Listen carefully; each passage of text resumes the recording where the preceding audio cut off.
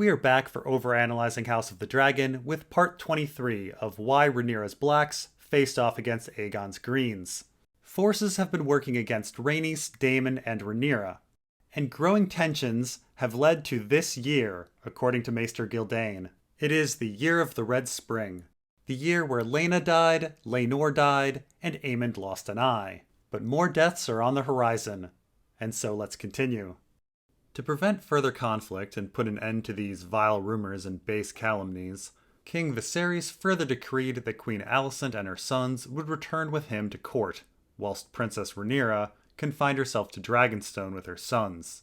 Henceforth, Sir Eric Cargyle of the Kingsguard would serve as her sworn shield, whilst Breakbones returned to Harrenhal. And so next we get a rather messy paragraph where Viserys orders Alicent and her sons to return to court, whilst Rhaenyra and her sons stick to Dragonstone. Meanwhile, Eric Cargyle is now assigned to be Rhaenyra's sworn shield, while Harwin Strong returns to Harrenhal. And I call this paragraph messy as the tale of Aemond and the loss of an eye came to a conclusion last paragraph. Viserys ordered everyone to not speak of the Velaryon boys being bastards, and Aemond had a retrospective comment on the whole affair, bringing the tale to a fitting close in a narrative sense. He lost an eye and gained a dragon that day, and counted it a fair exchange. Scene. But then we get a further decree tacked on with this paragraph, pulling us back into the incident. And what is the decree exactly? That Alicent and Rhaenyra both go home with their families, something they would have done anyway. It's an odd addition, especially when it's supposed to put an end to vile rumors. Sending people home doesn't put an end to vile rumors. Threatening the loss of tongues puts an end to vile rumors, which Viserys already did last paragraph. Now, as I said last time, the final pages of The Rogue Prince are a bit sloppier than what came before it. George R. Martin was clearly trying to finish. The writing is certainly choppier as we get to the end, the timeline is super messy and goes by much faster, and there are just many more errors in the text. It does make analysis difficult when the probability of author error is so high. I think what was going on with this paragraph is that George R. Martin forgot that Rhaenyra already moved to Dragonstone, or he wrote this part first and wrote the part about Rhaenyra going to Dragonstone later and forgot to edit this part out. Again, there certainly doesn't need to be a royal decree to send Rhaenyra to Dragonstone. It's already her home. She would have gone there anyway. It doesn't seem like the confinement is about preventing her from visiting Harrenhal. If she were having an affair with Harwin, she wouldn't be that brazen. The confinement on Dragonstone seems to be about keeping Rhaenyra away from King's Landing, and preventing conflict between her family and Alicent's. The way the paragraph is written, it would really only make sense if Rhaenyra and her family were living in King's Landing, and ordered to go to Dragonstone. And the next paragraph supports the idea that this is a goof, when we get Daemon's reaction to the decree. Now we also get an order that Harwin is to return to Harrenhal, and he is replaced by Eric Cargyle as Rhaenyra's sworn shield. And this is actually the first time we hear about Harwin being Rhaenyra's sworn shield. Prior to this, he's always referred to as Rhaenyra's champion, which is a rather ambiguous term, but usually meaning a person that honors you an attorney. Only because Criston Cole was both champion and sworn shield do we get conflation of the terms. When Harwin became Rhaenyra's sworn shield is not really known. It makes sense that he's the sworn shield in late 115 when he's by Rhaenyra's side for Jace's birth, but prior to this, Harwin was severely injured, and prior to that, Criston Cole was her sworn shield. Now, Eric becoming Rhaenyra's sworn shield is significant, as we know Eric's brother Auric is an apparent Green supporter. He was likely the source of Septon Eustace's rumor about Rhaenyra sleeping with Daemon. And the two brothers being on different sides becomes its own tale later on. These rulings pleased no one, Septon Eustace writes. Mushroom demurs. One man at least was thrilled by the decrees, for Dragonstone and Driftmark lay quite close to one another, and this proximity would allow Daemon Targaryen ample opportunity to comfort his niece, Princess Rhaenyra, unbeknownst to the king. And so next we hear from Septon Eustace that no one was thrilled with the decrees, which is hard to make sense of. So yes, Alicent and the Greens should be upset. They've been spreading rumors about Rhaenyra for years, and getting her kids declared as bastards seemed to be their main plan for usurping Rhaenyra. A gag order on their rumors is a barrier for them. Rhaenyra, on the other hand, there isn't actually much reason that she would be upset at the decrees, at least according to Eustace. The Greens have to stop what they're doing or their tongues will be taken out, and Rhaenyra has to go home. It's a very pro-Rhaenyra decision, all things considered. The only thing Rhaenyra has to give up is Harwin as her sworn shield. Now, yes, if Rhaenyra were in a romantic relationship with Harwin, she might be upset that her lover is being taken away. But Eustace specifically doesn't believe that Rhaenyra is having an affair. So it's rather odd. According to Eustace, why is Rhaenyra upset? Now, if Rhaenyra were genuinely upset, it would at least be some evidence that she had affection towards Harwin, romantic or otherwise, but I don't see how Rhaenyra's feelings would even be known. She was specifically obedient to Viserys, doing as she was told with vows of love and affection to Alicent. There were no complaints or dissent that we hear about, and Viserys is said to be tricked into thinking everything was fine. So where does the idea that Rhaenyra was not pleased come from? Not to mention, Eustace lives in King's Landing and Rhaenyra was on Dragonstone. Even if Rhaenyra showed her feelings on her face or whispered her unhappiness to people around her, it's uncertain how Eustace would find out. Whatever the case, we then hear from Mushroom that Daemon is pleased by the decree as Dragonstone and Driftmark are close, allowing him to visit Rhaenyra, which is extremely odd as Daemon has been visiting Rhaenyra for years at this point. There's a whole paragraph earlier about their frequent visits and them flying together, implying that Rhaenyra was sleeping with Laena and him. We cover it in part 20 of the series. And as Mushroom is the only source on Dragonstone, the information must have come from him. It's just weird that Mushroom would report that Daemon is suddenly pleased about Rhaenyra being on Dragonstone with Driftmark close when that's literally been the situation for years. Now, yes, one can argue that Daemon is actually pleased that Harwin is out of the picture, but that's not what the text says. It says Daemon is pleased about the opportunity to visit his niece, something he's already been doing. Again, as with the last paragraph, I think what's going on here is that George R. R. Martin forgot that Rhaenyra already moved to Dragonstone. Had this been a new move, that is, Viserys ordering Rhaenyra from King's Landing to Dragonstone, then yes, Daemon would absolutely now be happy about the convenient location. But as it stands, the paragraph is a mess. Though Viserys I would reign for 9 more years, the bloody seeds of the Dance of the Dragons had already been planted, and 120 AC was the year when they began to sprout. The next to perish were the elder Strongs. Lyonel Strong, Lord of Harrenhal and Hand of the King, accompanied his son and heir, Sir Harwin, on his return to the great half-ruined castle on the lakeshore. Shortly after their arrival, a fire broke out in the tower where they were sleeping, and both father and son were killed, along with 3 of their retainers and a dozen servants. So, once again we have a bit of sloppiness from our author. Here he talks about the bloody seeds of the Dance of the Dragons having already been planted and them sprouting in 120, which is really badly placed for a few reasons. Firstly, the sprouts of 120 are mentioned after the Aemond Eye incident, which is weird as that event definitely contributes to the Dance of the Dragons more clearly than the death of Lyonel and Harwin Strong. And that leads to a second problem. There was already a metaphor for the Year of the Red Spring leading to the conflict of the Dance of the Dragons. The tensions were a simmering pot that was now boiling over. This was mentioned after Laena's death. These sprouting seeds are kind of redundant. And thirdly, and this is probably the worst one, this mention of the Seeds of War metaphor screws up the metaphor that George R. R. Martin already wrote at the beginning of the chapter in Fire and Blood. If we go way back to the beginning of Heirs of the Dragon, it opens with, "These seeds of war are oft planted during times of peace. So has it been in Westeros. The bloody struggle for the Iron Throne, known as the Dance of the Dragons, fought from 129 to 131 AC, had its roots half a century earlier. So the seeds for the Dance of the Dragons were planted half a century ago and already had roots when Jaehaerys was king. If they already had roots then, they can't be sprouting now in 120. Now, I will say originally this third point wasn't so bad. In the original Rogue Prince, the line about seeds during Jaehaerys' reign was, "The seeds of the great conflict were sown during the last years in the long reign of the old king, Jaehaerys I Targaryen." So in the original Rogue Prince, the earlier seeds were only sown, and then here they sprout.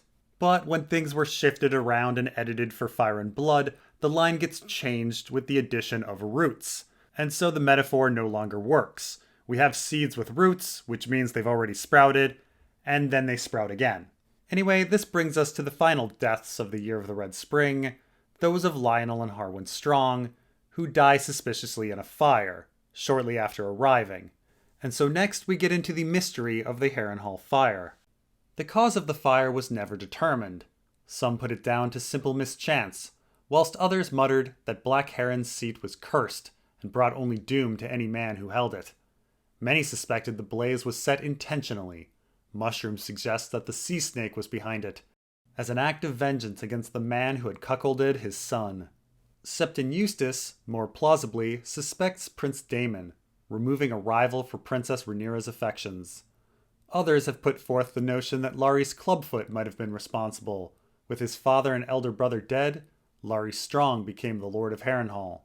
The most disturbing possibility was advanced by none other than Grand Maester Mellos, who muses that the king himself might have given the command.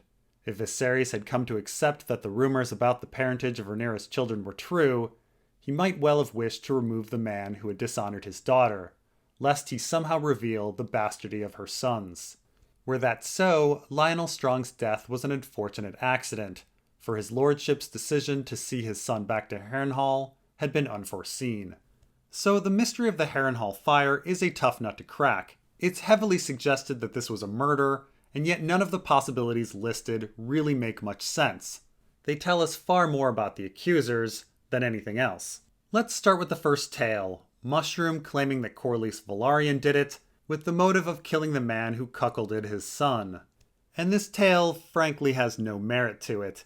It's incredibly unlikely that Corlys Velaryon believed Harwin and Rhaenyra were sleeping together. Corlys always maintained that the Velaryon boys were trueborn, wanting Luke to inherit Driftmark, and going to war for Rhaenyra. Not to mention, Corlys was busy mourning Laenor and trying to find his killers. It would be odd to suddenly want to murder Harwin Strong at this moment in time. What we do know is that Mushroom repeatedly pushed the idea that Rhaenyra and Harwin were sleeping together, Laenor was gay, and that the children were bastards, and this tale seems to be another opportunity to push that narrative. Next is Eustace's tale, that it was Daemon Targaryen with the motive of removing a rival for Princess Rhaenyra's affections. This tale is a bit odd as Eustace didn't believe that Rhaenyra and Harwin were romantic, but maybe he thought Daemon thought they were. But beyond this, the main problem with Eustace's tale is marriage in this world does not depend on affection. Rhaenyra liking Harwin is completely irrelevant. Marriages are for alliance making and political power.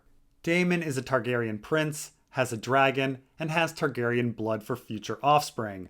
And we know that dragon riding offspring was a priority for both Daemon and Rhaenyra.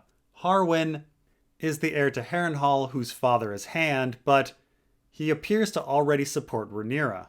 She doesn't gain too much from marrying him, so Daemon would really have little to worry about. It should be noted that Septon Eustace is fairly anti-Daemon in his account, so him accusing Daemon of murder here is fairly par for the course. Then we have Larys Strong, with the motive of becoming Lord. Now, Larys is a mysterious character whose motives are hard to pin down, and since this is a mysterious incident, some might think that he is the culprit. That said, the murder of both his brother and father don't really serve Larys. Larys Strong is likely Master of Whispers at this point, but his father is Hand, the most powerful man in the kingdom after the king. And as Lyonel's son, Larys would have considerable influence over his father, certainly much more than Lyonel's replacement, Otto. Killing his brother alone may make some sense, to make himself heir, but killing his father hinders his power considerably. And once Larys becomes Lord, we don't hear about him commanding armies or using the wealth of Harrenhal for anything. He remains in King's Landing as Master of Whisperers on the Small Council, just as before. but now without his father as hand. Larry Strong may be a mysterious character, but that's simply not enough to jump to father and brother killer for a lordship that he never really utilized. And then we get the story from Grand Maester Mellos of all people that it was Viserys, with the motive of killing the man who dishonored his daughter and helping to keep the bastardy unrevealed. Which also doesn't make any sense. What motive exactly would Viserys have in keeping the bastardy unconfirmed? Even if it all came out, Rhaenyra could still produce true-born heirs later, and Viserys could switch his heir to Aegon. Why go around murdering lords and risking rebellion to ensure that succession goes to a bastard grandchild? And would murdering Lyonel and Harwin Strong really be smart when Larry Strong is the master of whisperers and might catch wind of it? It's rather silly, but the accusation against Viserys is important as it outs Grand Maester Mellos as a Green supporter. He is straight up spreading rumors that Rhaenyra's children are bastards, even after the king ordered everyone to stop, and accusing the king of murder no less. It's incredibly brazen. This is a man who said it was fine that Rhaenyra marry a gay man, claiming it was no big deal, and now pushes the idea that Rhaenyra had an affair and that her children are bastards. And so none of the options presented, Corlys, Daemon, Larys, Viserys, are really very likely. And so perhaps it was someone else. The thing is, Harwin was a black supporter, and Lyonel dying did bring Otto back to King's Landing as hand. And so one could perhaps say that it was all a Green conspiracy. But the problem with this idea is that Lyonel was a Green. He studied in Old Town at the Citadel. He was brought to King's Landing by Otto himself. He pushed that Rhaenyra should marry a gay man, and was against Viserys' reconciliation with Daemon. Replacing Lyonel with Otto doesn't actually do much. And as for the murder of Harwin, that doesn't do much either. Harwin may have been a black supporter, but he was not the lord of the castle. He was heir.